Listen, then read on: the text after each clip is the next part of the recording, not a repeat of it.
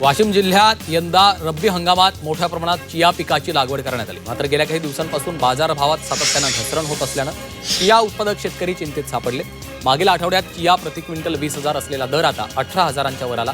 अवघ्या एका आठवड्यात 2,000ची घसरण झाल्यामुळे शेतकऱ्यांची चिंता वाढली आहे। यवतमाळ जिल्ह्यामध्ये खरीप हंगामाची लगबग सुरू झाली आहे। शेतकऱ्यांना खत, बी बियाणं, औषधं पुरवठ्यात अडचणी येणार नाहीत यासाठी जिल्हा प्रशासन आणि कृषी विभागानं सूक्ष्म नियोजन करावं असे निर्देश पालकमंत्री संजय राठोड यांनी दिले। तर शेतकऱ्यांना विविध शासकीय योजनांचा लाभ द्यावा असंही राठोड यांनी निर्देश दिले आहेत।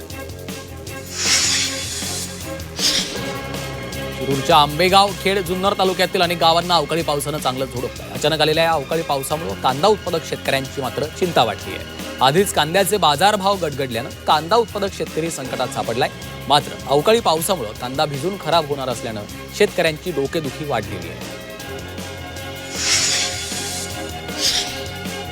वाशिम जिल्ह्यातील मालेगाव, रिसोड, कारंजा, मानोरा आणि वाशिम तालुक्यात अवकाळी पावसानं जोरदार हजेरी लावली आहे। सुसाट वाऱ्यासह अवकाळी पाऊस झालेला आहे। या पावसामुळे वातावरणात गारवा निर्माण झाल्यामुळे उकाड्यानं त्रस्त नागरिकांना मोठा दिलासा मिळाला आहे।